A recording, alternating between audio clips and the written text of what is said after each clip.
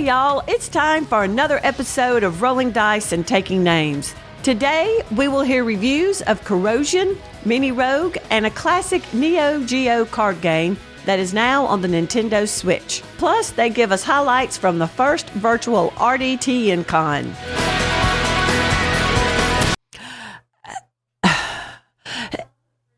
Nope, sorry guys. That's all we got. Hello, welcome to another episode of Rolling Dice and Taking Names. The title of this episode is Stratego.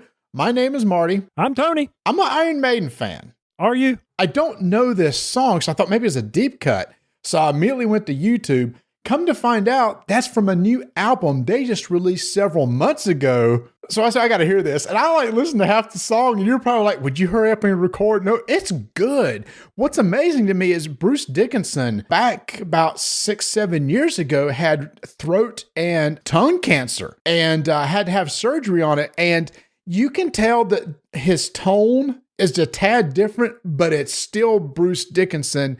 And after going through that, he sounds amazing. It's too bad we don't video these podcasts because we were both just headbanging as we were both listening to it. We're going, bah, bah. Yeah, baby, go. It's the classic Iron Maiden galloping sound. If you're an Iron Maiden fan, there's a dun-dun-dun-dun-dun-dun that they do in a lot of their songs that has that. I tell you, y'all, if you want to watch something really entertaining, go watch reaction videos from like vocal coaches and they go and listen to Iron Maiden for the first time. They are blown away by Bruce Dickinson's range and tone and everything. And they go back and what they do is they listen to live albums, not stuff that's recorded in the studio, but live albums so you can get the pure sound of what he sounded like. And some of them are just blown away about how good his voice is. That guy can sing and he's a pilot. Okay, well, good. So he can fly a plane too. I think we'd actually talked about this before. We've done Iron Maiden before, so this isn't the first time I've gushed over Bruce Dickinson. But anyway. And there's three things that link into the song.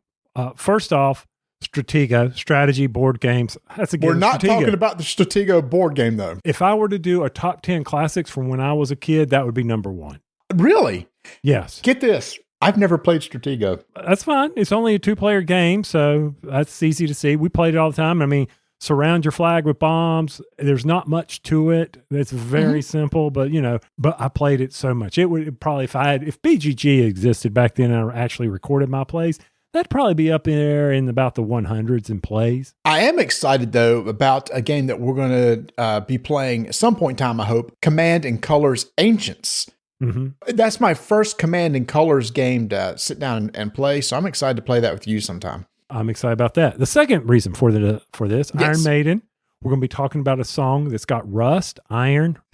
It was a stretch. No, that's good.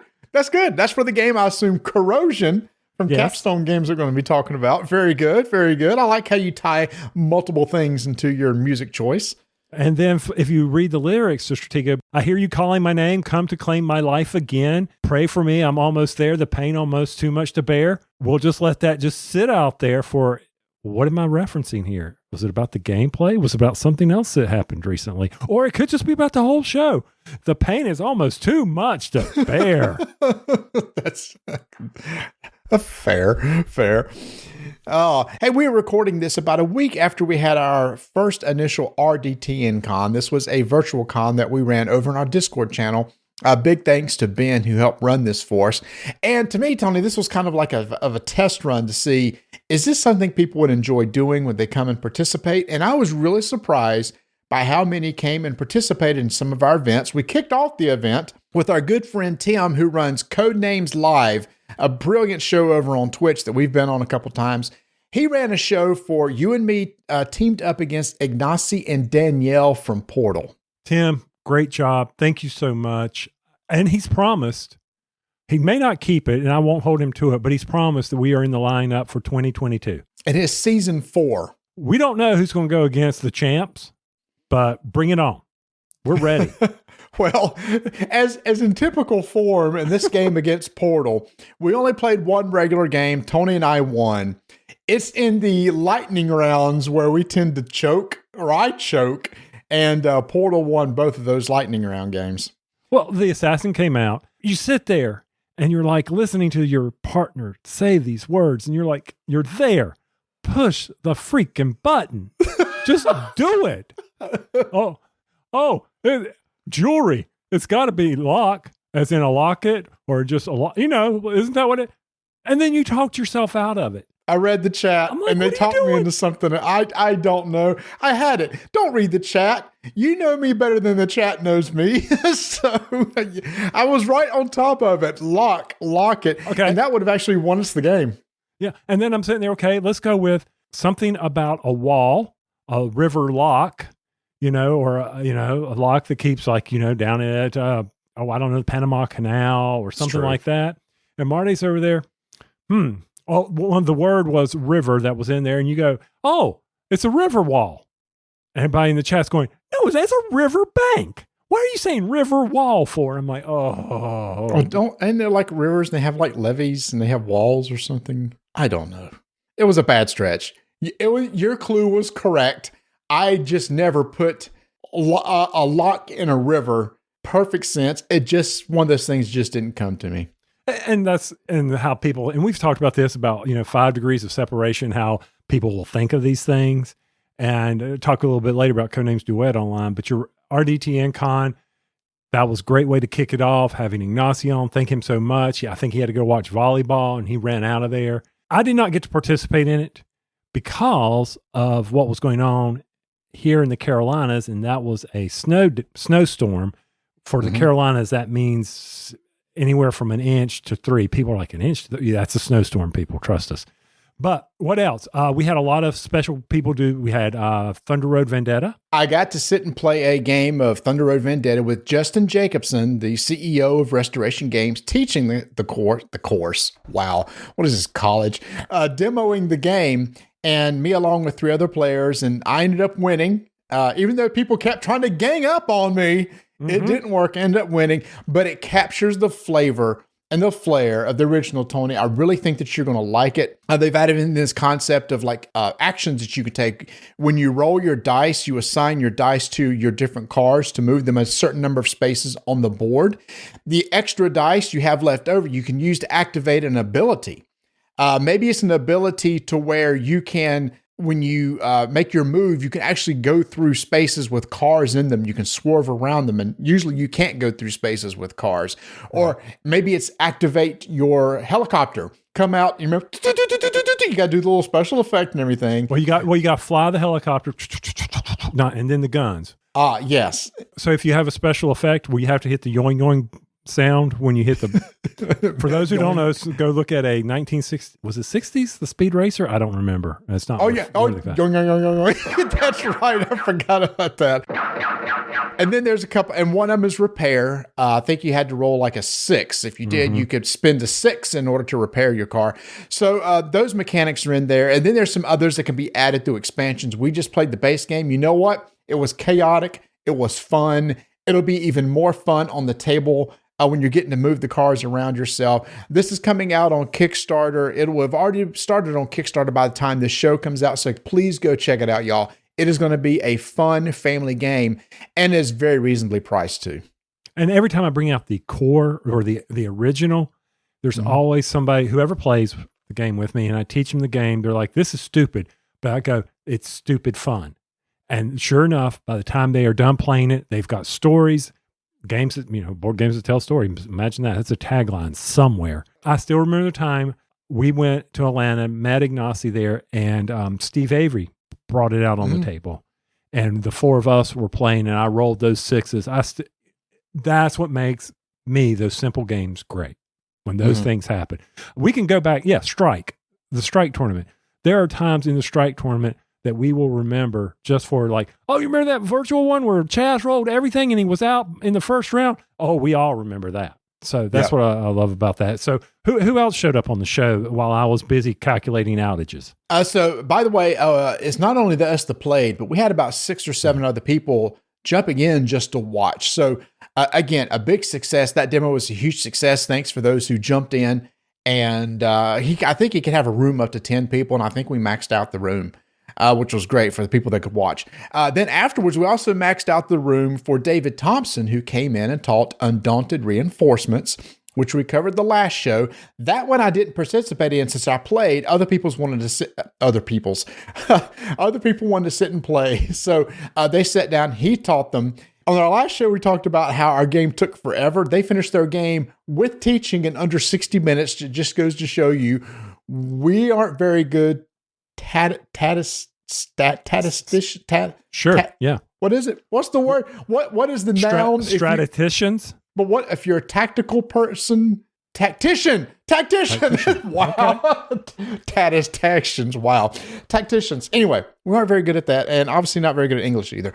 So that was an amazing job that he came in and taught that game, and it went over very well too. People were asking, it's hard to find the base games of Normandy in North Africa. I reached out to Osprey. They said they're there.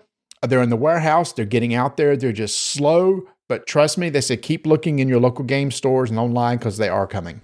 And I recently saw Miniature Market had them reposted as in back in stock. I still have North Africa. I would probably reinforcements. I don't have the need to play 4 players, but I've always wanted to go back and get Normandy. I watched this on Paul Grogan. He had Thompson and he had Digby, Churchke, and Trevor Benjamin. Mm-hmm. Yep. He actually had 3 Davids, and everybody says, it's too bad you couldn't found another David. I would have volunteered in a heartbeat. So I'm watching them play, and there was a discussion in the chat. And it's funny. You said English language is hard. And when you read rules, it is also sometimes hard. It's the control action. I was getting into a heated debate on the chat, and I just finally bowed out. I said, okay, I'm either misreading the rules. Hopefully Paul can ask David and see what it is. And it's about how to claim control of a tile. Because as I was reading through them, I was like, there's nothing that says you have to clear the enemy off the tile. If they don't have control, you can flip control if you're there. And in this game, you have a unit on the tile, you do the control action, and then you can flip the token so that you now have control. Okay. That's how you do it. Sure. And then if they have a unit there and they don't have control, in the rules, clear as mud, there on page 5, it says if someone is there and they don't have control, you can flip the tile. I'm like, okay. Correct. Yep. And then the rule also states that you can flip, if they do have control, you can flip it back over so they no longer have control. Correct. There's a stipulation there. What's the stipulation? They cannot have a unit in that tile. For me to flip it? Not to my control. Let's put out the scenario. Okay, you're playing me. Mm-hmm. You come into my tile. I have control of the tile right now. Okay? Mm-hmm. You have a unit. I have a unit. Okay, we both have a unit in the tile. I have control. You must first somehow get rid of my unit before you can take control of that tile. It doesn't say that anywhere. No, it does. You've got to read the rules clearly. And I sent this to you the other day. Can you quote what the rule is exactly? And I'm saying this with confidence because before we got on, I just had a discussion with David Thompson because I knew this was coming up. So this is clarified from David Thompson. And I'm glad you did that because I was like, no, when I read the rules, control. Take control of a tile that a unit counter is on by flipping of the control marker to its controlled side. You perform that action. Yeah. Opponent controls that tile. Flip their control marker back to its scouted side. Yep. And you take control of it. Yes. If your opponent controls, no. Here's the sentence. Read. But Read. Hold on. Before I get there, if your opponent controls the tile, flip their control marker back to its scouted side. Correct. I'm not taking control. No, you are. It's all one action. David verified this action also. If you're the only unit in that tile and somebody else has control of it, with one action, you get to flip their control marker to scouted, you're scouted to control in one action. It does not take 2. There was my misunderstanding. And he actually said, I think there's his misunderstanding that he believes that you think it takes 2 steps. You must take it from control to scouted, then do it again to flip yours from scouted to control. It all happens simultaneously with one action. Then why did they break it up in separate lines? Formatting is key.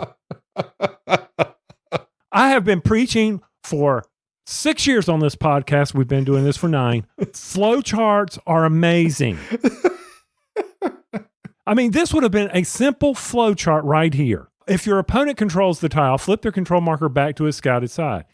That was a completely separate sentence with spacing between the two sentences in the rule book. It looks like individual dots. I'm wrong. I'm fine being wrong. So let me just clarify everybody's listening. So in the rules, the next sentence that Tony did not read says, if your opponent controls that tile and has a unit, you cannot take control of that tile.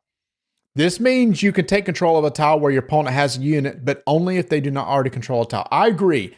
That is an example, or bullet points would have been better. And if then, if your opponent controls a tile and they do not have a unit there, you can take control of it. If your opponent is in a tile and you're in a tile and they do not have control, you can take control of it.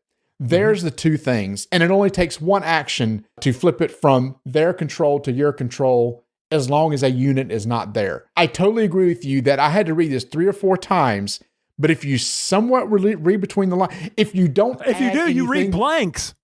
Well, no, between the lines. If you don't add anything else to the rules, don't make up stuff, do it just as it says, it works. But I understand your confusion. And if you read it the way I didn't make up anything, nowhere does it say, and I guess maybe I've got a scout token there and you have a scout token there, because I can't move in there unless I have a scout token. Yeah, you couldn't even be there unless it was scouted, correct. But where is the control marker? Is it on the back of the scout? Yes. That's the confusion. We both have 2 markers there. Right. All they had to do, if one sentence that you had quoted right there had said, if they do not have a unit there and control it, you may flip theirs and flip yours, something that would have clarified that, but not making up any rules, not convoluting it. If your opponent controls that tile, flip their control marker back to its scouted side. I totally agree with you, and we're probably spending too long on this, but... Okay, you want me to hit the buzzer? Should we hit the buzzer? No, almost. So just the first sentence here. Take control of that unit's combat counter by flipping the control marker to its controlled side. Stop.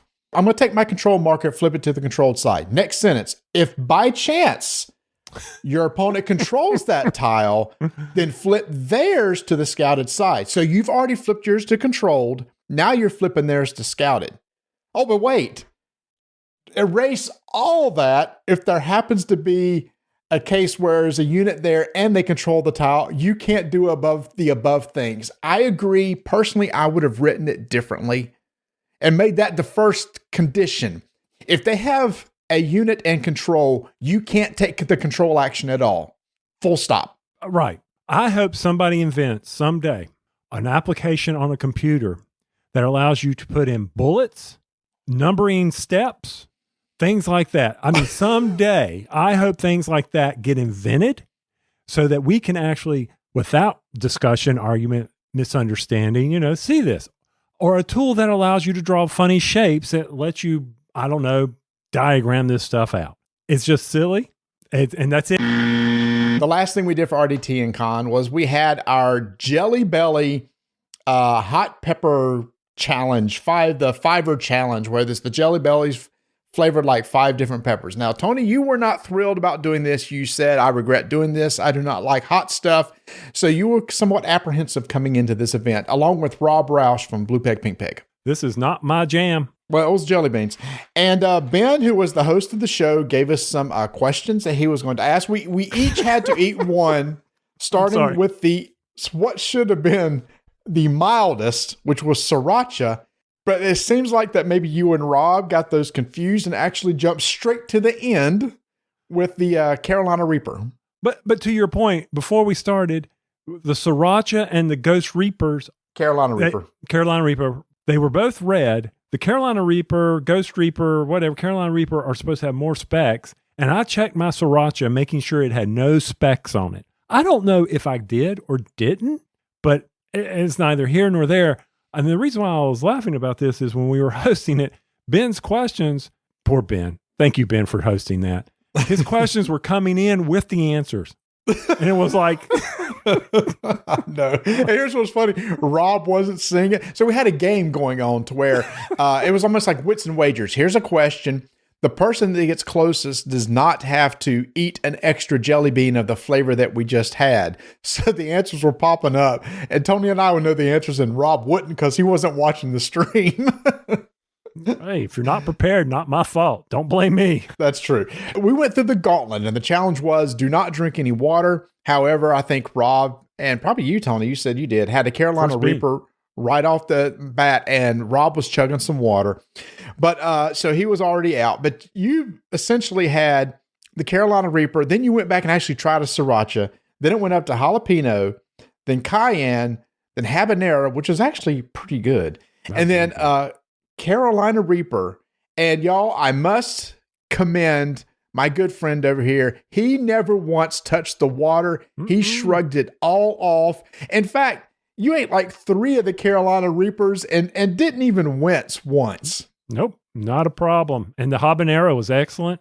The only one I did not like was jalapeno. I just don't like the taste of them. And it's not the heat. It's just the taste of a jalapeno. I don't know why. It's just, it leaves a very bitter taste in my mouth. And I was like, this is definitely jalapeno.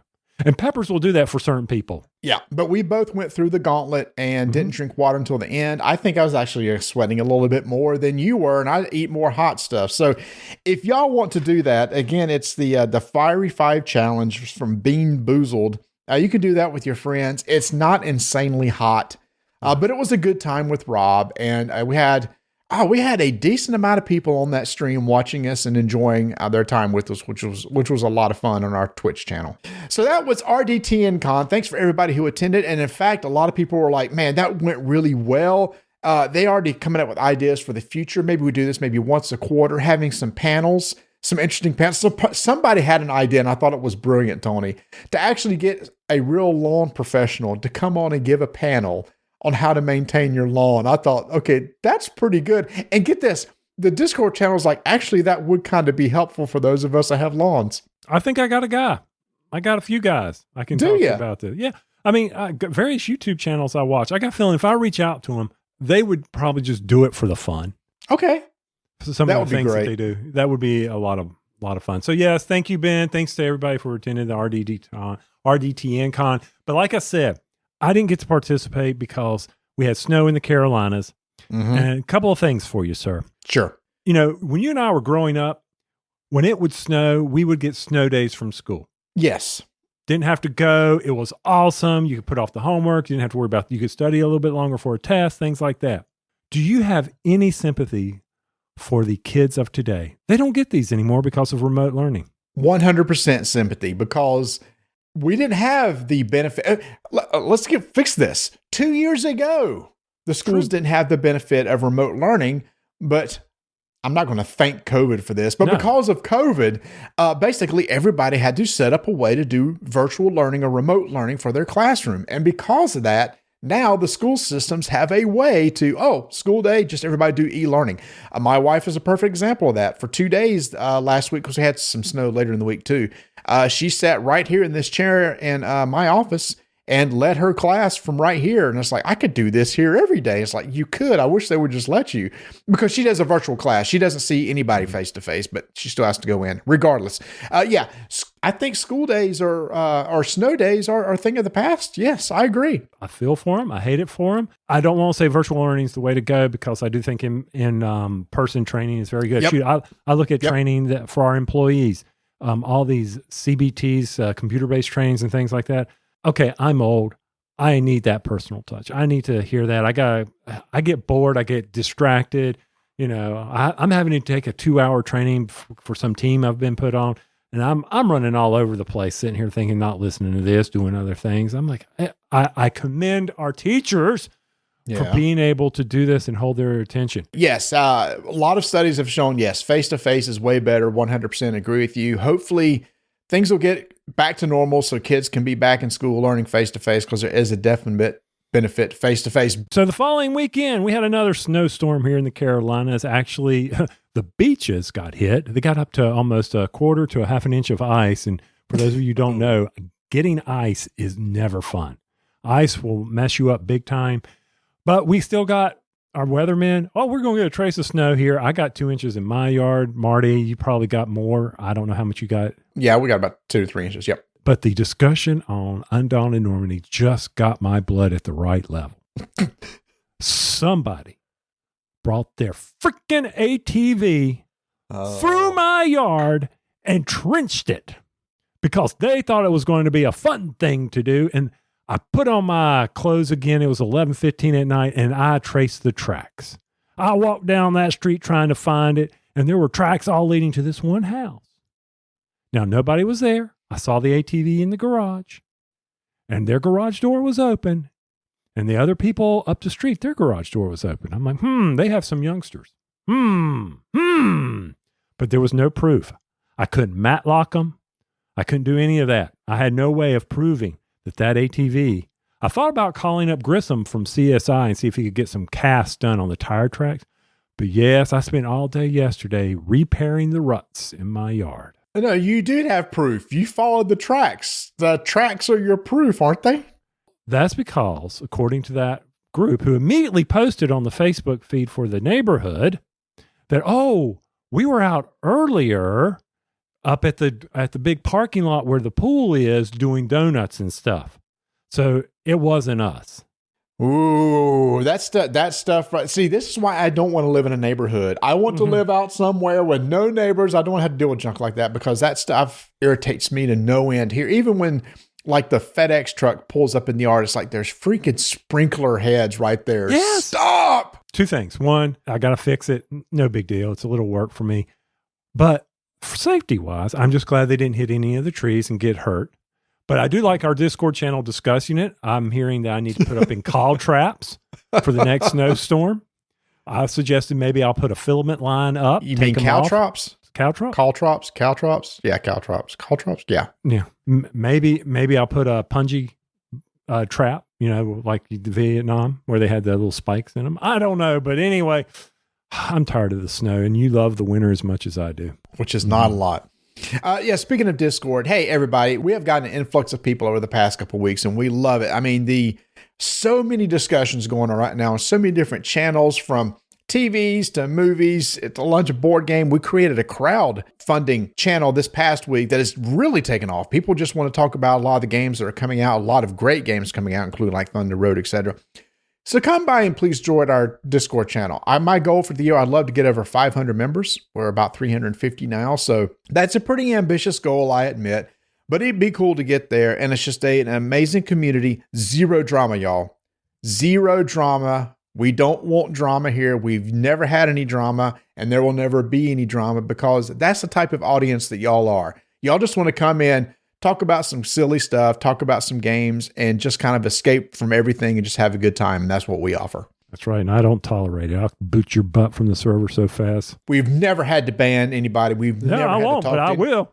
He will. And we've never had to pull somebody to the side to talk about anything. Everybody's on their amazing best behavior. A bunch of different people from all over the world chatting. It's great. So just know that you're welcome in our Discord channel.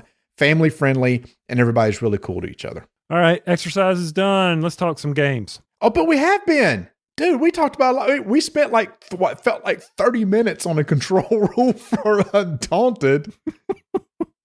But new games. That's why people are here. No, they're not here for games. There's one game that's going to be coming out on Kickstarter you guys may want to check out. Tony, have you ever played Aeon's End? Aeons End? A while ago, yes. And I even think I have the big box that I haven't opened up yet. It's a shame of shelf. Very, very popular game, though. It's because it has a unique twist on deck building. There's a new game coming out from Indie Boards and Cards called Astro, which has similar mechanics to Aeon's End, but a little bit shorter. So the idea is you get that same feel of Aeon's End, except in a little bit shorter game, in this game called Astro Knights. Deck building game where you have an individual character, you're co-oping, working together against a big boss. You have a deck of cards that will generate some energy. You can use that energy to put additional slots on your character so that you can take weapons and put them in those slots. That can be used next turn. At the beginning of a turn, you could do an attack against the boss. And then you start playing out your cards. You can have special abilities that you can activate on your location or activate on the character that you're playing by spending that energy. You can go to the market and buy more cards, buy more weapons, etc. But Tony, here's the twist that's somewhat like Aeon's End in that when you discard cards to your discard pile, you could put them in whatever order that you want. And when your draw pile is empty, you do not shuffle your discard pile. You just flip it over. So the idea is that you build your deck that you're going to be playing the next time you go through it so that you can order cards in certain ways to make sure they get together. And at the end of your turn, you don't have to discard all the cards in your hand. So you may say, well, I want to hold this to the next turn and then hope I draw into something else. And oh, cool, I got the little combos that I can put together, play them this turn, put them in my discard pile, and then I'll know that next time I draw them, they'll be together. So I really, really like that. It removes a lot of the luck from the game. After you've gone through your deck once, then you have set the order the next time you go through it. Very interesting. I got kind of mixed feelings on that. I like the randomness. I enjoy that in a deck builder. I don't know what's coming. I do. Not knowing what's coming next, having that unknown. Okay. Versus, I've set the order. And then the next time I go through it, it's a different order. Every deck building game's like that. That's why I like something that's a little bit, otherwise to me, this will just be another deck builder game. What makes this stand out from anything else? That part's unique. Also unique is the variable player round. So you have a deck of cards that when you flip over, it tells what player goes that turn. So you can have different players going first each round, which makes it a little bit different too. So you add all those things together, it's not your typical deck builder. Every time we cover a deck building game, right, we say, okay, draw 5 cards, play your cards, discard them, shuffle, and then draw again, right? That eliminates that part and makes something unique. So from that aspect, if you like Aeon's End and you want a little bit shorter game, Astro Knights Kickstarter. If you've never gotten into that and can't find a copy of that other game, then Astro Knights might be a way to kind of get into that if those mechanics sound interesting to you. So, Marty, while I was waiting on the storm to hit this past weekend, and we are recording on the 23rd of January, Portal Con was happening over in far, far, far, far away lands. All right. I was up. I was ready. I could have gone online and start watching the YouTube, but I got the recap later. Didn't understand a word the man was saying. Not one word. Except occasionally there'd be a sprinkle of an English word in there. But I just love the energy that he has. Always have, always will. Ignacy, that's who I'm talking about for those of you who don't know. I hope there's a PortalCon 2022 t-shirt. I think there is. I'm going to try to get me one of those and have that. I'd rather have a PortalCon shirt and then eventually get there and buy one. The big announcement that you would have geeked out over more than I would have, but if anybody can handle this and do it right, is Batman. He has announced that they have been working with Warner Brothers in DC, and they're going to be bringing Batman to their detective series of games, which is a perfect match because guess what? There's a Batman series of comics called Detective Comics. Yeah. Batman. Batman is considered the world's greatest detective. Batman. And in fact, in Batman the Animated Series, whenever Ra's al Ghul was talking to him, he always addressed him as detective. Okay. Just say it. You want to do it twice? Okay. I'm good after that. Yeah. And to me, Tony, this is what's been kind of missing from a lot of the movies is that you see a lot of the action and the fighting and stuff, but you don't see a lot of him being a detective. And that's why I so appreciated the Batman the Animated Series and some of the other animated shows. Like I just watched the one Batman Long Halloween Night, which is full of him just basically solving a mystery. And so it works so well for Ignacy to be able to create a story involving Batman and using the detective rules of being able to solve a mystery where you're playing as characters in the Batman universe, going around, gathering clues and trying to solve a case. Now, of course, everything that we know is going to be in the press release. Everybody can read it. Yep. There is so much in Batman's world that Ignacy has a ton of stuff he can leverage. I guess one of the biggest hopes is without the fighting and all that you feel like a true detective, that you are solving these master cases, that you're not having to outthink you have to outthink the Joker. I don't have to beat the Joker up. You know, the interaction between those two characters, when I read the comics or I saw the animated series, that was more important to me than him punching someone, battling the wits, those two going at each other. Or the Riddler. Riddler's a perfect example. Riddler too, Could you imagine in his cases, you get a clue and you get a clue from the Riddler and you're trying to solve what he's, I mean, that's going to be amazing. So there's a press release for this. You can go out and check it out and just keep an eye on Portal's YouTube and their Twitter as more information comes out. What has been said is going to be on pre-order soon. Tony, what's crazy is this game's coming quick. This isn't like, it's years down the road. It goes on pre-order, in like early March? March 4th, yep. For what, $50? Sure.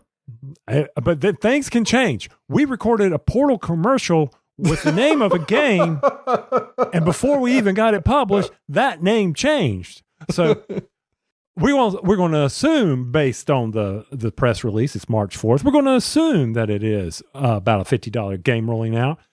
But things change. Don't quote us on it. And it will be released in spring of 2022. Again, this is all based on information that is right now on their website. To keep up with any additional news and changes, continue out to the website to find out more. You know that boy's giddy. Ignacy, sorry. He should be. He's a big Batman fan. Batman. And finally, before we get out of this intro, it's the beginning of the year and Games Workshop is kind of getting people primed for some new Warhammer 40K products. And they just recently sent me over some stuff that they wanted me to check out. Now, Tony, I don't play a lot of 40K, but it's one of those things of if you wanted to get into it, how do you get into it? Well, they have a new 2-player starter set or a 2-army starter set that just came out called Eldritch Omens. It's one of these boxes that has, some boards, terrain, rules, a couple armies in it. And it's just a great way to jump into the 40K universe. They're coming out with some new starter packs of if you want to get into the Tau, for example. These new boxes called Combat Patrols, which is basically a set of a bunch of different models of different types of factions and everything. And those are going to be coming out. So in case you're already playing 40K or you want to extend some units that you have, these new Combat Patrol boxes are going to be coming out. I believe they were called Start Collecting or something like that previously, but now it's Combat Control. And, Tony, 40K is the big game that can last hours, right? Now, that's fine, but you and I, we're more the speed like, look, we've got like an hour to play. What can we do, right? The game that they have in the 40K universe is called Kill Team, and this has been out for a few years. So they just released a brand new starter set called the Warhammer, I'm showing it to Tony, Warhammer 40K Kill Team starter set, which just has your good old basic Marines and Orcs, like it should be. I mean, when you think of 40K, you think, Orcs and Marines fighting each other, right? And that's exactly what this is. So it comes with obviously rules, 2 armies, some terrain. But the beauty of Kill Team is that it is a skirmish game, meaning skirmish mean fewer models, less time to play, which is really good for somebody, Tony, like you and I, where we probably don't want to put 5,000 point armies on the table and spend 3 hours pushing models around. Right. Measuring line of sight, obstruction, range effects. Just roll some dice, kill some people. Let's go. And that's what kind of Kill Team gets you into. It's closer quarters. You're going to be fighting quicker. You're going to be rolling dice quicker, eliminating units. So, Tony, did you have a preference of one over the other, 40K over the fantasy stuff like Age of Sigmar? I would be Age of Sigmar. You would, even over the 40K stuff, yeah. Over the 40K, yes. I mean, I just wondered because you're a sci-fi fan, so I didn't know whether you would lean that way in that world too. No, for some odd reason, orcs with jetpacks and things like that, and AKs and big heavy guns, that just doesn't set well with me. I want them to just have axes and sledgehammers and that kind of stuff. Yeah. So again, if it's like, man, I've always been interested in this whole 40K thing, new starter set, Eldritch Omens just came out, the perfect way to kind of get into the game. It's like, oh no, that's too much for me. Too much. can I just have something a little bit smaller than this new Kill Team starter set is the way to go. And here's the thing. I'm hoping to get the Kill Team assembled and put together, maybe play some time and talk about it in the future. But these are just now coming up for pre-order or coming out now. They have different release dates on some of these things. And they were kind enough to send me over a couple of these boxes just to show, hey, if you want to get into the hobby, this is the time to do it. And I don't know if you saw, Tony, but in 2021, again, GW killed it with the amount of money they are making. A lot of people during the pandemic said, you know what? I'm at least going to be buying a bunch of stuff so I can have everything painted up and ready to go so that when the stores open up and we can get back together, I'm ready to throw some dice down on the table and push some models around the board. Good for them. I miss painting. That was therapeutic when we used to paint models. Maybe again. Maybe in the future. Yeah, that would be great.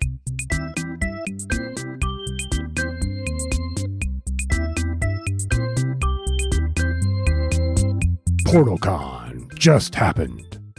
Did you catch any of it? Or are you like me? You just sat there and watched the YouTube screen and said, ooh, that looks good. Ooh, I can't wait for that to happen. Wait, unless you spoke Polish, it wasn't going to mean anything. Well, I was hoping for transcripts, and I'm trying to do my best Batman voice, and it's not working very well.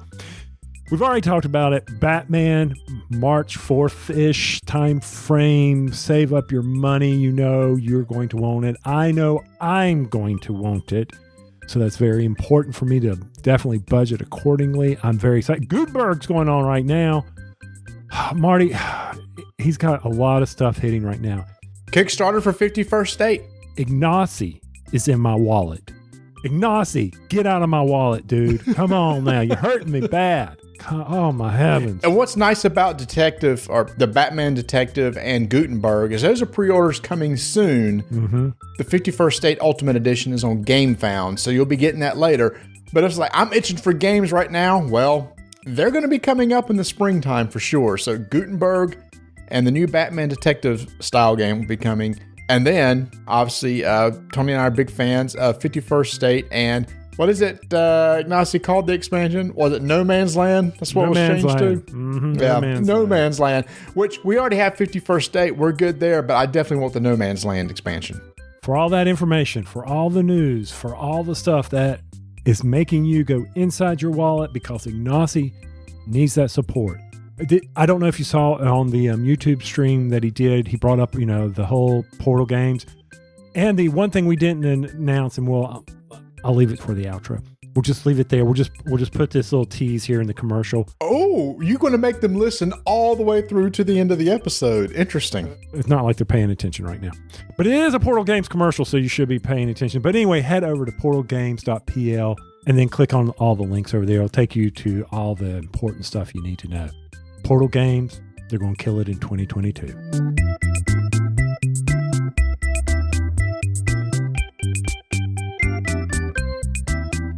Capstone was hitting it out of the park with their railroad games. And we were very excited when they announced the game Corrosion by Stefan Bauer. Because the initial press release, we saw an engine. It's not a rondelle, Marty, it's a spinny thing. We were like, okay, all right. You're right. It's not a rondelle. It's a spinny thing. Wow. It is. That's what I call it. It's a spinny thing. Yeah, okay, sure. A spinny thing. It's a cardboard wheel that you turn on your playmat. Spinny thing. It's a spinny thing. Technical terms will be the death of me yet. So Corrosion. Mm-hmm. Basic. Get the most victory points. Every game starts out like that with you. Well, I need to know my objective. I have a problem. That's fair. So we start at the very end. What's your goal? Get victory points. How do you get those victory points, though, is the thing, I think, here. It's not at the end. If you read the rule book, which we did multiple times, it was right there at the front. Get victory points. Okay, yeah. How do I get those victory points? That's where we are. So I will say this, Marty. The buzzer is locked and loaded. You've already tested it earlier in the show. I'm ready to buzz you on this one. Lots of rules. But I guess it boils down to something simple. It does boil down something simple. Everybody starts with a deck of cards, which is made up of engineers. Everybody has the same engineers, except they have values and suits on them. The suits on them are just colors. On your turn, you're going to do one of two things: play an engineer or rotate that wheel. So Tony, how can you explain this? So the wheel is breaking up into 4 quadrants, and they're numbered 1, 2, 3, and X, right? Mm-hmm. The spinny thing. The spinny thing. And on each side of the player board, there's spots that you can put things like the machines that you're going to buy over the course of the game. And there's 3 different types of machines. Around that wheel, there's 2 types of machines. The turning machine, which activates every time you turn the wheel. And then the one-shot machine, which only activates when you rotate the wheel, and the X is on the side where that machine is, right? Yes. And then the only other machine is there's these special what's called chrome machines, which are off to the side. They're always there. They will typically activate basically when you rotate the wheel. Some of them are a little bit different, but those aren't going to go away, Tony, like the others, right? These other machines you built, you're going to build them and they just disappear. I mean, that's what happens with machines, right? They just break down, they tear up, and then you have to make another one. That's right. They corrode. Corrosion. Oh, I get it. They rust. They go away. Yes, absolutely. Except unless they're chrome, and then they stay on. Now, also, your chrome machines, you're limited as to the number that are active at any time. You can have up to 3. Yep. And they all have special functions. But really, this game is about getting a special combo to happen as the spinny thing spins. Yeah, as the spinny thing. Yeah, that's a good way. So it was like, well, Marty, how do you get those things to put around to activate when the spinny thing then? So there's engineers that you have. They do several functions. One thing you do on your turn is you play an engineer. That engineer could get you gears. There's 3 different types of gears. There's a chrome, nice shiny gear that never rusts, and then a small gear and a medium gear. The small and medium gear, they always go where the number 3 is on the wheel, whichever side that it is. And so you could play an engineer to get a gear. You could play an engineer to heat up water. You start out with the furnace. You got to heat up the water to make steam because you need steam, right? So one thing is like, okay, you can heat up some water, make some steam. Steam is a resource that's used to build machines along with the gears that you'll be able to do. You can claim one of those types of machines that's out there. It's like, I'm going to claim a turning machine, that thing that happens every time it turns, or I'm going to claim a one-shot machine, or I'm going to claim a chrome machine, or I'm going to claim a brand new engineer. There's a whole market out in the middle of the table that you can claim these things from. That's what most of the engineers do, Tony. But Tony, it's during this part of the phase, which I thought was really interesting because it does keep the game moving quickly for other players. Because if at any time they play an engineer and it has an action that you would like to perform, as long as you have an engineer of the same suit color that is higher educated, more educated, their number's more, then you can copy the action they took. More. It's not like their number's higher. It's like their number's more. Yeah, it's not equal to. It has to be greater than. Yeah. There's no equal sign underneath that greater than. So if you do that, then your engineer can do that same action. So it's not like a downtime of waiting to play your engineers. You can always copy someone if you have that suit color and your engineer is greater. However, as we found out, the bigger the number, the more special thing they can do, like get more engineers or get the chrome machines. They're the ones that you kind of, it's not as, do I want to waste this one to go heat up water? But I really need it when my time comes. So that's important. That's one of the things that I enjoy about these types of games, when I can do something while you're doing your turn. I've always loved games like that. Simultaneous player action, somewhat simultaneous. Like you do something, but I get to do something in my turn. And what's good about that, it's hard to find time to go to the bathroom or go get your drink refill because it's like, crap, I need to stay around here in case I want to copy somebody. But also the thing about the engineers is like whenever you collect the medium and small gears and the machines that you collect, they always go on the side of the wheel where the 3 is pointing at that time. The engineers are a little bit different. They always go wherever their value is showing on that wheel. So if I play an engineer of value 1, they go on the side of the board where the 1 is pointing to at that time. If it's a 2, it goes to where the 2 is, etc. What's important about that, Tony, is when that X rotates to a side where you have some gears or some engineers or machines, At the very end of that turn, you clear that whole side. If you didn't use those gears to make your machines, then they're going to rust away. They're gone. But it's the way you get engineer cards back into your hands, and it's going to clear out any machines that were there. But here's the thing, Tony, is that just because I claim a machine doesn't mean I can use a machine, right? And you have to build the machine first. Correct. And how do we do that? By spending resources. Come on, that's what it is.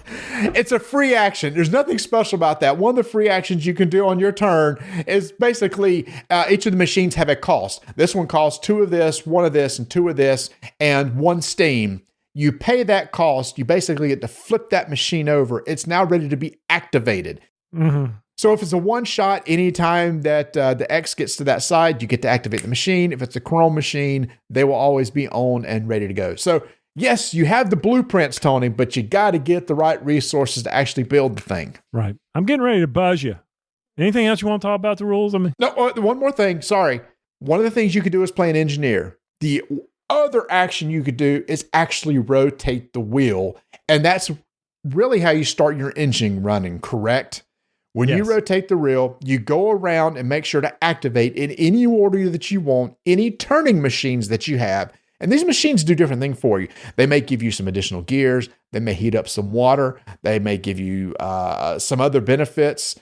They all act differently. The side that the X is on now after you rotate, any one-shot machines that have been turned on and built, activate, and any chrome machines built, and you activate again those in any order. And Tony, this is where you like the combos, right? If you can get those machines to combo off each other, it might be a way to generate more resources and actually more valuable victory points potentially. Yes. So a couple points done with the rules here from my standpoint, because there's 4 steps in your turn. You've got this maintenance phase. You've got to do your main action, and a maintenance phase again, and then a cleanup. So I mean, when you listen to us, you're like, well, how's that going? It's not that big of a deal. You go, you flow chart it. You go step by step by step.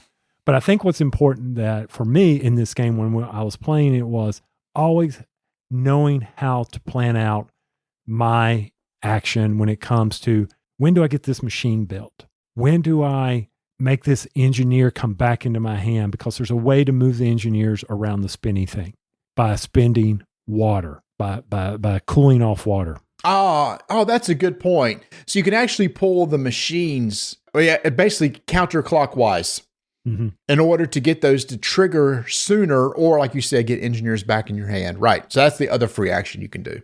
So that's where the strategy is. It's how do you get these machines built, how to get these engineers back in your hand. Because after you play them, the only way to get them, we talked about how you get them back in your hand.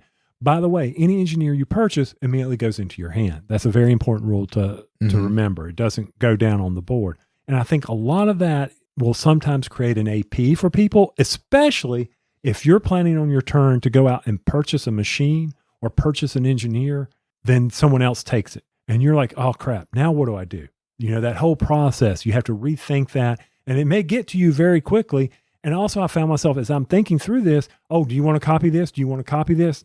Just leave me alone. I'm thinking about my turn. Okay. I'll get back to you here in a second. So for me, I think that was probably one of the other highlights in the game. It's one of those things where I am always thinking how to maximize my turn. But it was also a negative for me because I never felt like I had a good plan. Okay. It was one of those, is this really what I want to do? Is this what I really want to happen? Because when that X gets around and corrodes all those machines, there's that stress. Even for me, and I'm stress free. I'm stressing over, I just purchased this machine. How am I going to get it built in time? Oh my gosh, how am I going to get the gears? It created a little stress for me. You probably didn't feel that stress. I did. There's a lot of literally moving parts in this game. Because the fact that you can purchase these machines, the fact that you can, then you have to make sure to play the engineers and stuff to create the resources to get those machines built or turned on. And then when do I turn my wheel? I really need that engineer, but I really can't afford to turn that wheel yet because that machine isn't built and I don't want to lose it, or there's gears in that next spot that I don't want to lose. it's tough. But it's very thinky, and it's an easy think. Like, you understand what's going on. You understand, I turn the wheel, this will happen. It's just, when do I want that to happen? And for me, I don't think I did well, because Bert, who won the last game that we've played a couple times now, basically rotated the wheel more often than I did. And I felt like I shouldn't rotate the wheel unless I could do something really cool. And that was a mistake, because early on, rotating the wheel is how you get your valuable engineers back into your hand to use again. And as I put it in our show notes, I think that set me up to overcomplicate my turn. Make it difficult on myself, and always looking for that combo. Like, I want this one machine who gives me the ability to build a chrome machine for free. I need to make sure that gets activated so that it's ready to go. But I need that chrome machine, and I need to have the right gears in place to get this other machine built. And so I was overthinking it a lot. Now, I agree with you. I needed to be turning the wheel some more. I did also think it felt like it would take forever to accomplish anything. I was sitting there thinking, I'll never get enough chrome gears, or medium gears, or small gears. How will I ever do that? I don't want to give up this engineer, because this other engineer that's really has a sweet action just popped up, and I don't want anybody else to have it, but I need to copy the buying of it, and that gives up that engineer, because none of the suits, our suits did not match up. If your engineer to buy gears was green, my green engineer, the higher level, may have been the one that would go out and purchase engineers. That's a good point. Everybody's starter decks were different in the values and colors of suit the engineers were. They all did the same function, but just with different values and suits. So that does make it unique also. Also, the thing that was to me too, typically in engine building games, you get your engine built and it just runs the rest of the game. Not so here. You're constantly building and rebuilding and making an engine, right? You don't have, my goal is to get this one engine. Okay, I guess you could somewhat with the chromium machines, because they always stay in play. But the others that are around your wheel, you're constantly grabbing brand new ones to get into play. So you feel like your strategy is constantly changing on what machines you're going to get and use from turn to turn. One of the games we were playing, I had a chrome machine that said you can get a victory point when you complete a one-shot machine. Now, a one-shot machine, you have to build it. So as soon as I completed, it said, you complete that machine, move it down into the X, activate it, collect a victory point, collect whatever it gave you, and then, of course, discard it. And I was like, okay, that's a combo I can get going, Yep. That's a combo. So I needed to work towards the engineers that would give me the gears that would let me take the one-shot machines, take the gears to build it, and you leverage that in the chrome machine.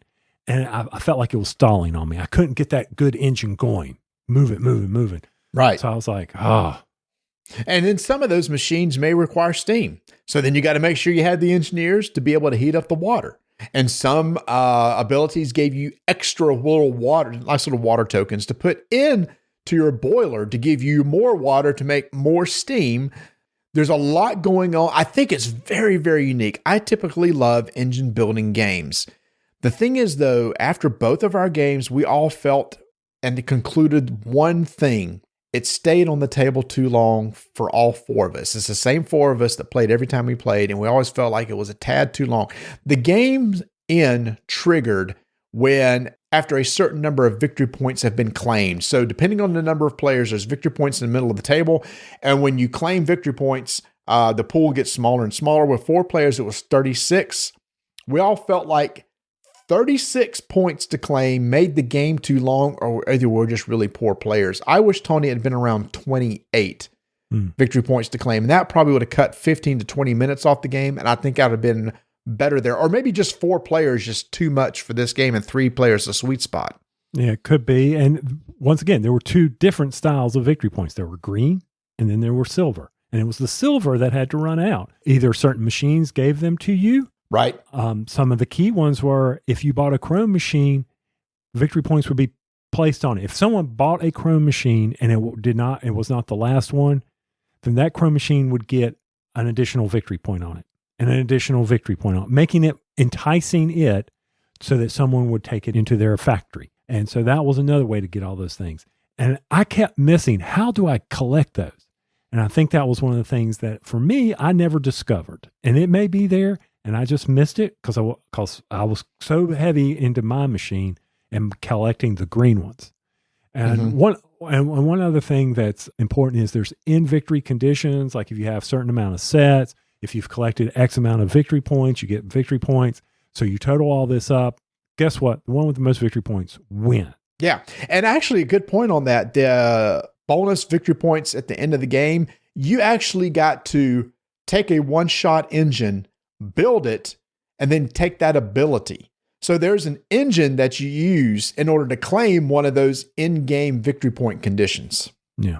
And that machine irritated me because it made one of my good engineers defect. One of my educated engineers, he had to defect. He left the machine. He was a corporate spy. Oh, that's right. That's right. Because actually to even claim that, you must discard an engineer that you'd claimed earlier, not one of your starter ones. No, one of your special ones, one that you actually put under contract. You paid for his education. You gave him a tuition reimbursement, and then he left. What kind of crap is this? I'm not real happy with him. I'm going to put a negative review on his LinkedIn. I'm going to say something. Can you do that on LinkedIn? I don't know. So Corrosion for me, it's a thinky game, hard thinky game, easy to overcomplicate for me. Is it one that I would put back on the table? It'd take a little bit. It would take a little convincing, especially until we can figure out the winning game. I think it's something that if you keep getting on and on and on, sometimes I think of it, Terraforming Mars, nothing against Terraforming Mars, but people who play that game constantly know how to make that game move. I think the same thing would apply here for Corrosion. Those that know the machines, know the very sweet combos, they would go out and decimate new players.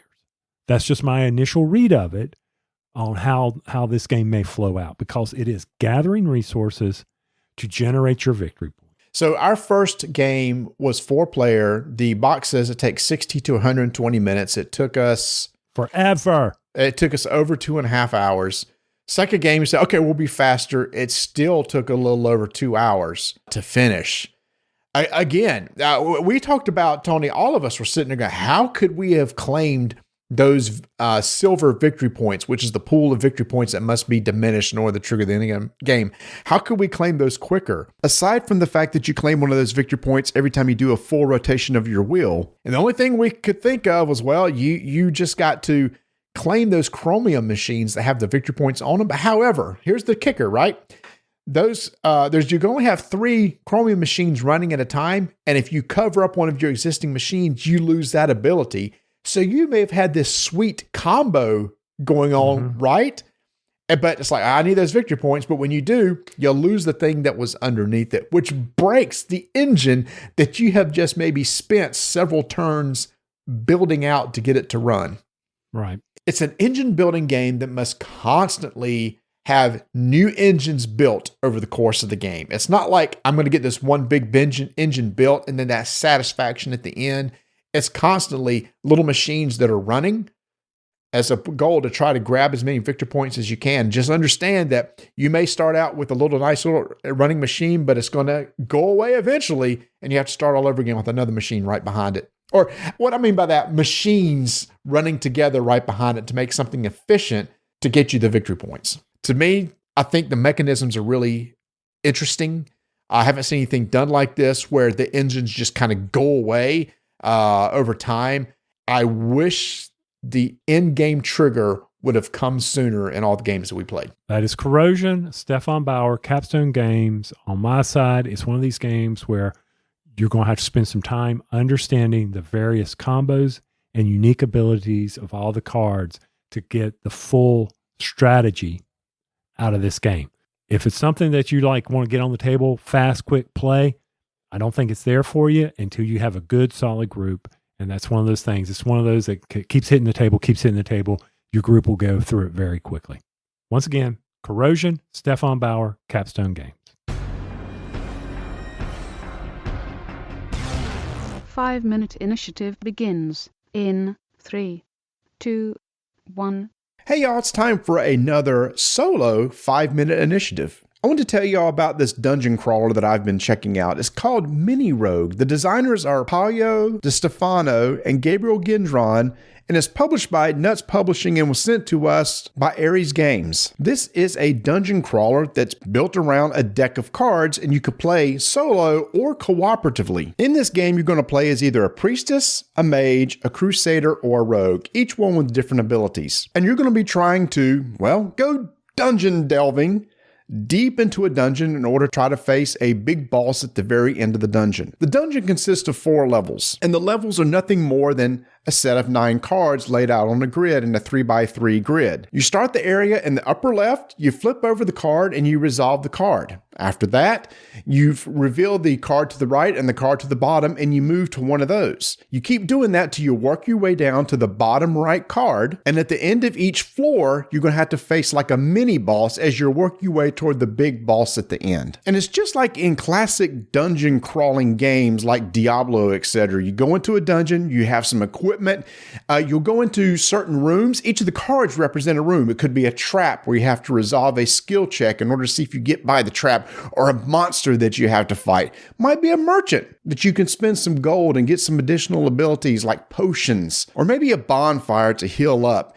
And you have all these resources that you have to manage over the course of the game, such as like gold and food. Only being able to carry 2 potions that can do different things like deal fire damage like immediately, or poison where it's a dot damage over time type potion. But most of the encounters with all these cards have to deal with doing maybe some sort of skill check or doing an actual attack. So you have a couple different types of dice. You have dungeon dice and your character dice. You only start out with 1 character die. 5 or a 6 is usually a success. For a skill check, you hit that success, you resolve the card. So for example, on a trap card, you're going to roll the dungeon dice and your character dice. On a success, you get some sort of reward. Yay, you avoided the trap. But if you fail, you look at the value of the dungeon die and you take maybe some sort of damage or something happened to you. When you go into battle, you fight the monster back and forth until you knock down all their HP to 0, or they may knock all your HP to 0, which immediately ends the game. So the game has very much of a roguelike feel. Mini rogue, I get it. Has a roguelike feel to it, to where you're going to play the game, and if you die, reset, play again. What's nice is when you get to the end of a level, you take up all the room cards that you just used, shuffle into the room deck, and set out a whole new level. So every time you play the game, it's going to be random. Each level is going to be totally different. So it gives it a brand new feel. You could play as different characters. And I've found that this really does a good job of recreating of like going into a dungeon and unlike a video game. Like I said, it had to me like a Diablo feel. I go into a dungeon, the deeper I go, the tougher the monsters get, because the monsters' attack and strength is based on whatever level that you're on. It has the stats on the cards telling you, if you're on level 2, you're going to take this much damage. Level 3, you would take this much damage, etc. Usually when you beat a monster, you get XP.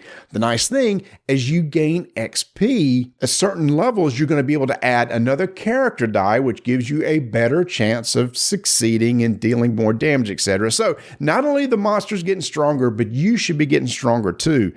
Now, you can play each of these dungeons as like a standalone scenario, or there's actually a campaign in the book that you can play through. And when you get to the end of a chapter, depending on the result of how you did, you'll jump to another part of the chapter, but you can get abilities that you can use in the next game. So there's like a skill tree that you can apply to your character that will evolve over time. All this is done with a very small box with just a deck of cards and some cubes on your player mat to track the different resources that you have.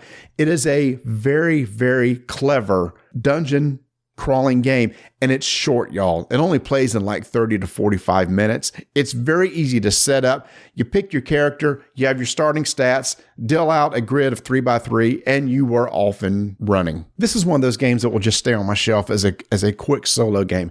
It's actually one of those I thought about I would take to work and leave my desk, because the box is so small. Maybe during lunch I'd just pull it out. It doesn't take up a lot of room on the desk, and just play through it and see how well I do playing with the different characters, or actually playing through the campaign itself. So this is a solid game from Nuts Publishing. And I know that there was a lot of other dungeon crawlers that are out there, but to me, the appeal of this is its simplicity. There's not a board that you got to deal with. There's not a big map, The map is generated just with cards, and it's easy to track your stats on your player board, and a lot of variability because every time you play, the way the levels come out will be totally random, and the characters that you use to play could be different every time you play. So if this sounds interesting to you, this is out now. It's Mini Rogue from Nuts Publishing and was provided by Ares Games. 5-minute initiative is complete.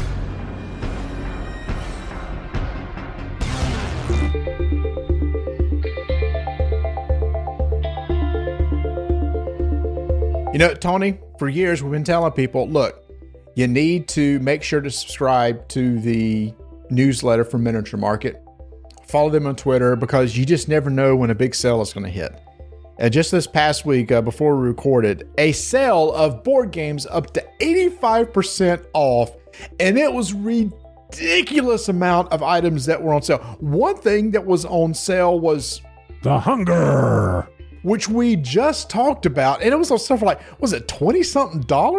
Yes, it was. It was dirt cheap, and it was gone instantly. You know why? Because we said it was so good. Is that you think that's probably why? It was. I know that's why, cause and it was gone quickly. An 18XX game was on sale. I had it in my cart, and I'm like, do I really need to do that?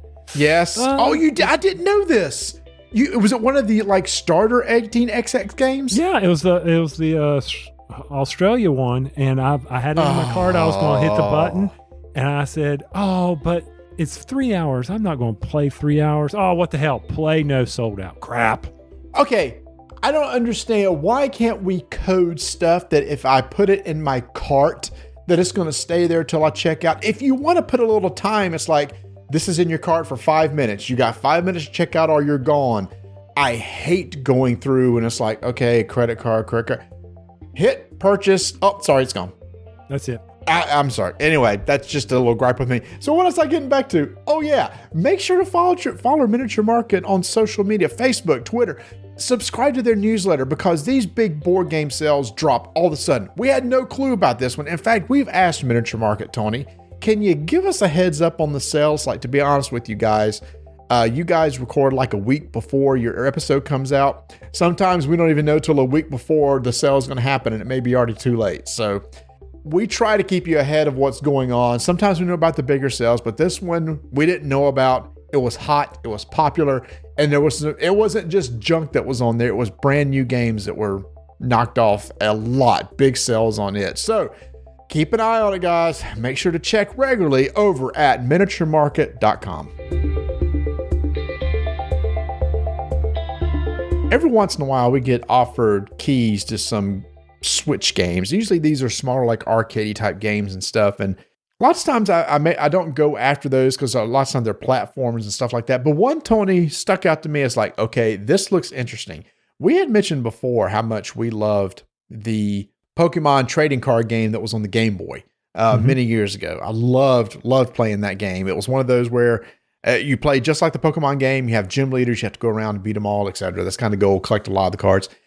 There was a game that was also on the Neo Geo that was out in the 90s called Card Fighters Clash. And it had two pools of characters, SNK and Capcom.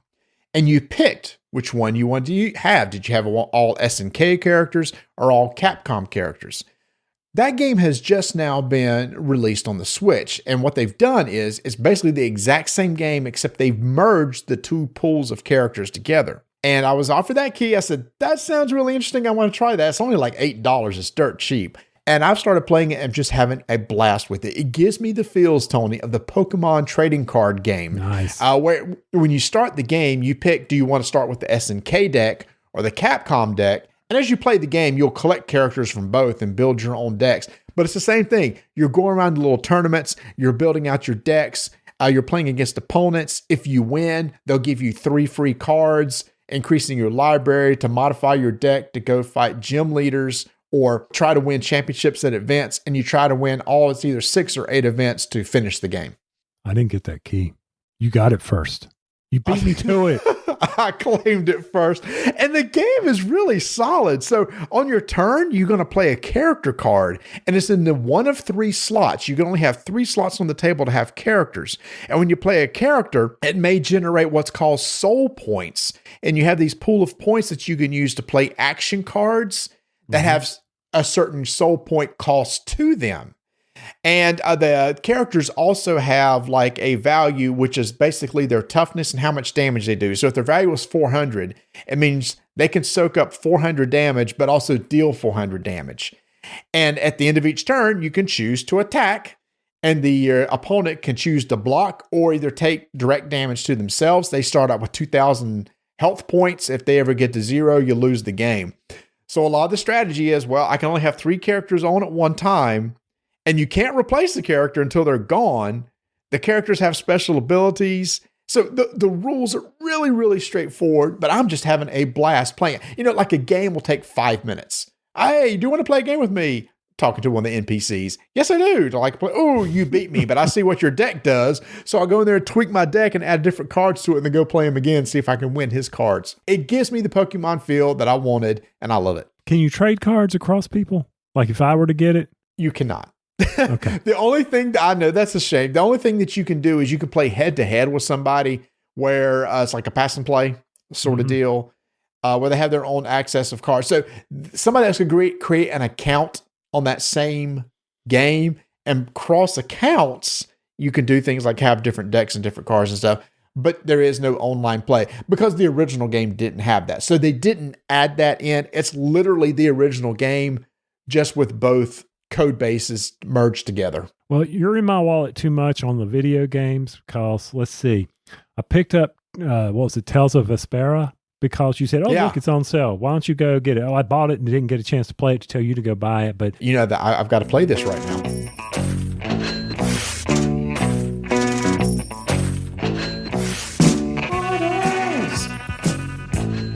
In your wallet.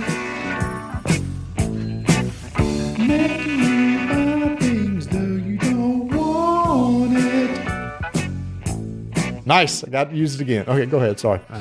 Once again, Fiverr. So Tales of Vespera, got to get it booted up. And then while I'm there, another game that I put on my watch list. By the way, I'm going to add this Capcom SNK game on my watch list. Yep. And see about getting it as well. But then I've got another one I purchased because it was on sale, and that is Stormbreaker, the Witcher Tales card game. Let me know what that is. That's on my wish list. I will do that. It was very cheap, so I said, you know what, I might as well get that. And then now somebody's back in my wallet wanting to know about Neverwinter Nights. I bought it. I bought it. $10. It's regularly $50. And so I was talking to a lot of people, and all the old all the old D&D games are available, like the old Morrowinds. Yeah, and all that. And Neverwinter Nights actually played many years ago when it was on the PC. And this is the enhanced edition. I thought, for $10, here's $10. I'll try that. Yes, I played it on the PC as well. It's one of the first games that I played. And I mean, played religiously, every night trying to go through it. And I forget how far I had gotten. And then I remember we got online with everybody else. And you can't do this, of course, on the Switch. And they had a mod or something. We all did a D&D adventure. I remember that. And I had a character. I had a monk. And I had never done any of this. And I just said, well, what kind of character do I want? So I built this monk. And he got some special gear. And basically a monk is nothing but a fist fighter, a pugilist. And he was decimating people. And I was like, oh, okay, this isn't bad. And I'm looking forward to cranking that back up. I was reading all of our Discord channel chat on that. And I'm like, you know what? Icewind Dale, all the rest of them. No, let's just go back to Neverwinter Nights. It'll be good to add in the collection, especially at this rock bottom price of $9.99 or whatever it's at right now. You better hurry up because I'm not sure when that goes off. 14 days. Do we know there's no online play? I don't know that. I just know you bought it, and that makes me buy it. That's what this segment is all about. But a lot of other people did too. So I told my boys about it and went, oh, just $10? I'm gonna get that too, because they also too that this is based on 3rd edition D&D. Neverwinter Nights, and the others were based on advanced D&D or 2nd edition, which I didn't know as well, but also nostalgia. So I am there with you. In fact, the Discord is just dangerous with the. Not dangerous, actually very helpful with all the information they provide. Last year, a lot of people in the TV show channel were talking about watching a show on Hulu called Only Murders in the Building. And it has Martin Short, Steve Martin, and Selena Gomez. Mm-hmm. And I thought, oh, okay, well, I like those two guys. But they said, well, if Vanessa doesn't like a lot of F-bombs, there's like 4 F-bombs per episode. It's like, well, that's nothing. I know it's not, but she's, anyway, she watches really Lasso. like she can handle this. Well, she stopped watching Lasso. She got through season 1. She said, I'm kind of done. She said, I enjoy the show. But anyway, so we were sitting over on the couch trying to find something. I said, man, I've heard good things about this Only Murders in the Building. She said, that's funny. I just heard something good about it too. I said, well, I know there's some F-bombs. She said, well, let's just try it. We were hooked. We went through all 10 episodes in 3 days. And she said, aside from the language, she said, this is like the perfect show for me. She said, I loved it. It's a good murder mystery. It's funny. So thanks to those in the Discord channel, because of you, I tried it out, and Only Murders in the Building is a great show. And I look forward to season 2 later this year. So I'm going to try that out tonight with Donna after the football games. And in our next episode, you and I can kind of geek on that, see how well it went over here. I mean, it may not be for everybody. So I know some people that watch like 2 episodes, it's like it didn't grab them. But do you like murder mysteries? Oh, we watch the Hallmark Murder Mystery Channel. Okay. Then hopefully this will grab you. Because that's what it is. And the whole thing is, it's just not giving anything away. The premise is it's about people who do a podcast about true crimes. Yeah. And there's a murder in the building. Yeah. Is she around? Yeah, Vanessa isn't around, so I can say it. Woo-hoo. Okay. Ooh, yay. So super easy. By the way, she was hysterical in our last show, getting on you about things. So that is, I know I'm not supposed to talk about, but there is an exit strategy for me. Just you and her doing a podcast out your RV that you're going to purchase, and when you go live on your land somewhere. She would do an RV in a second, but she would not do a bi-weekly podcast in a second. No. I'm just glad when she agrees to do a segment every so often. So 2 more things, and then we're running long here. So for me, you may have some more stuff, but number 1, we did that taste test of Mountain Dew Spark. Yes, I bought another case of it. So I gave Donna some. Yeah. And she goes, this is good. Oh! She goes, is this 0? And I said, yeah, this is Spark 0. She goes, this tastes like my Mike's Hard Lemonade black cherry type that she enjoys so much. She just does something like that. She's like, add a little vodka. I'm like, why are you doing that? Why are you mixing it? Add a little vodka. I got to get a little something else extra in there. I think I had a little extra. And I said, well, yeah, I could see this.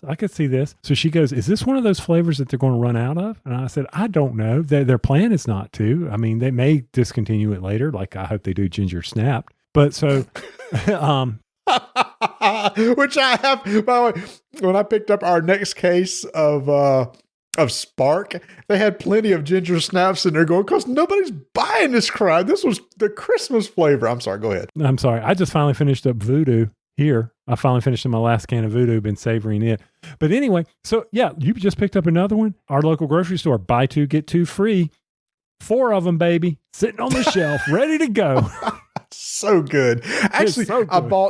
I bought, what did we buy? We bought that and Major Melon. They had another Major Melon 0 sugar. So yeah, Spark is good. It's one of those I kept going back to. It's like, Vanessa, we got any Spark left? Yeah. That's been one of my favorites so far. They even had Thrashed Apple there too. I almost picked it up, but I said, no. I haven't seen Thrashed Apple. Yeah, they had Thrashed Apple on the, and that was that Jolly Rancher green sour apple that I enjoyed a lot.